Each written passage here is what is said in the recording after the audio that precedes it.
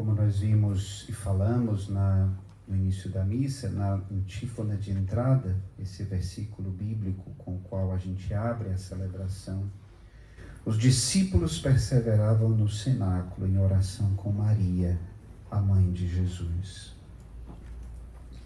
Também nós, nesse sábado, que é a vigília de Pentecostes, permanecemos vigilantes em oração, nessa acolhedora expectativa de uma nova efusão do Espírito Santo.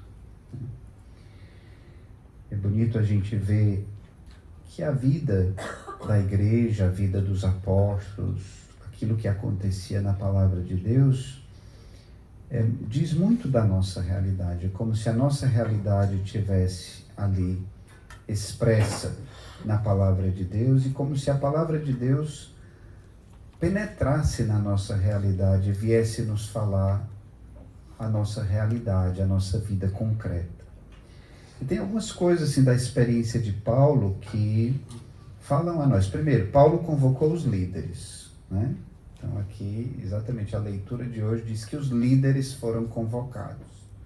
E aqui tem a liderança do movimento familiar. Ele diz que Paulo falou para eles com parresia, né? Com ousadia, com toda a coragem e sem obstáculos. Parresia é uma palavra grega que quer dizer isso, franqueza, transparência, não ter obstáculos, falar sem medo, né? Ousadia. Né? E é interessante também o método que Paulo usou para anunciar a palavra. Anunciava nas casas, na casa onde ele estava, uma casa na qual ele morou enquanto estava em Roma. No dia lá da crisma de algumas pessoas do conselho, do familiares, que foi quinta-feira, quem celebrou foi o vigário episcopal, né, um delegado do bispo, o padre Bruno, que é o delegado do bispo para toda a região central de Fortaleza, os bairros mais centrais, né, que pega inclusive essa parte aqui também, né. E o padre Bruno, quando viu, né, que tinha o pessoal da crisma da Paróquia do Carmo, tinha alguns do Shalom da Parquelândia, tinha o pessoal do Familiares. Aí ele se interessou, ele veio me perguntar, e quem são? De onde? Né? Aí eu fui falar, aí ele disse, onde eles se reúnem? Eu disse, nas casas, né? Nas casas, como foi o método de São Paulo. Eu disse, como outros movimentos também, como as equipes de Nossa Senhora, como talvez também o Amara, não sei se é assim também, né? E alguns outros movimentos se reúnem nas casas. E a igreja nasceu nas casas, né? Os locais arqueológicos que a gente visita, por exemplo, em Roma, quando eu estudei arqueologia cristã, a gente visita aquilo que eles chamavam de domus ecclesiae, que era casas-igreja, né? Porque a igreja era nas casas, se celebrava o culto, se celebrava a missa nas casas, né? Então as casas se tornavam templos de Deus, para nos lembrar também que nós devemos nos tornar templos do Espírito Santo. E é bonito a gente ver também esses homens transformados pelo poder do Espírito Santo. Quem é esse Paulo que foi tão importante na história do cristianismo? Como é que ele aparece pela primeira vez na palavra de Deus? Né? Perseguindo os cristãos, sendo cúmplice na morte do primeiro mártir, Estevão, né? Ele era a pessoa mais temida que tinha, era Paulo. Era o mais aguerrido perseguidor dos cristãos. E se tornou, talvez, um dos maiores, talvez não, né? Um dos maiores apóstolos. O apóstolo dos pagãos. Né? Aquele que levou o evangelho às nações. O evangelho fala de Pedro também, né? Pedro quem é? Aquele que negou Jesus 3 vezes, né? Um apóstolo capaz do melhor e do pior. Jesus disse, meu Deus, ele falou uma coisa tão bonita, quem te revelou isso? E 1 minuto depois ele fala a maior besteira do mundo e Jesus, sai para longe de mim, Satanás, né? Então um homem cheio de contrastes, que se tornou também o primeiro Papa. E o próprio João, que escreveu o Evangelho também.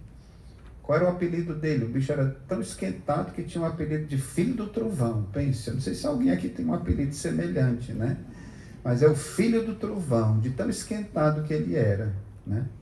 E depois, quando a gente vê ele escrevendo as cartas dele, ele chama filhinhos.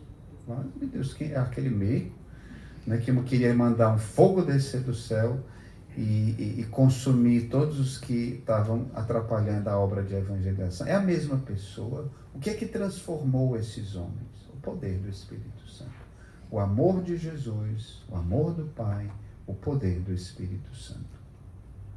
E se Deus nos pede para sermos essas testemunhas com franqueza, com parresia, Deus não pede nada a gente que antes Ele não nos dê, né? Acho que vocês têm muita experiência disso, tanto tiveram quando eram crianças, como tem agora com os filhos de vocês. Qual o presente que o filho de vocês dá no Dia dos Pais? Quem foi que pagou esse presente?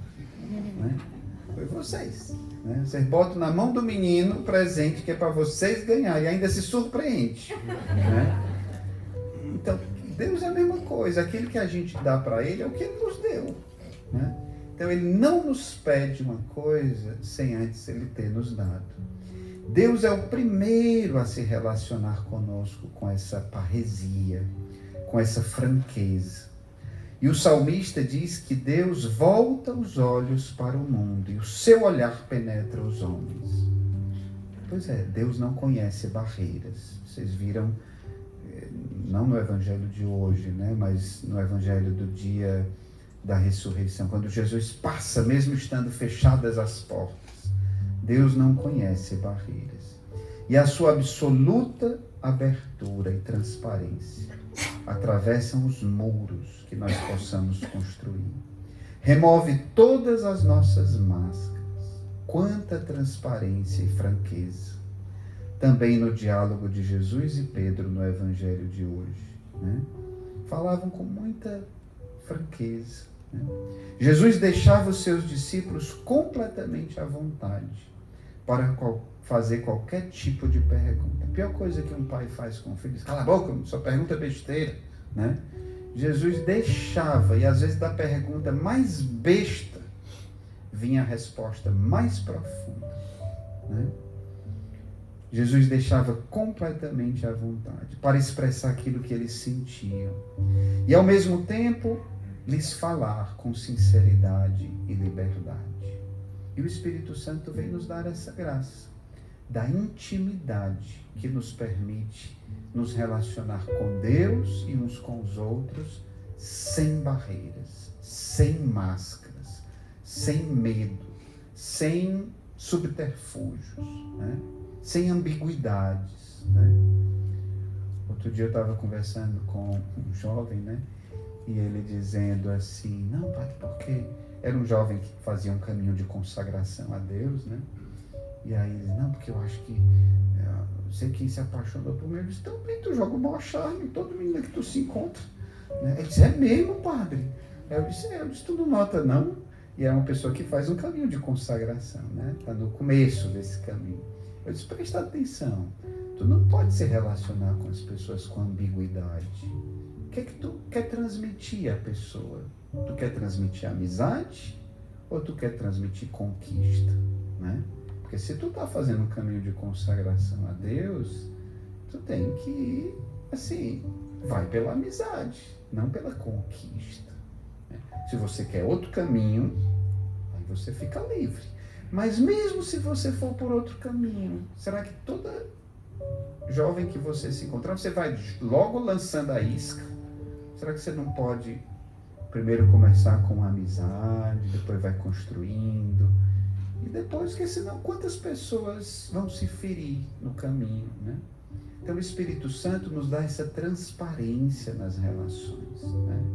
Transparência. O que é que eu quero comunicar a essa pessoa? E o que é que eu estou comunicando de fato? A gente lança muitas mensagens ambíguas. E isso é o que atrapalha muitas vezes também os casamentos, a vida das famílias. Né?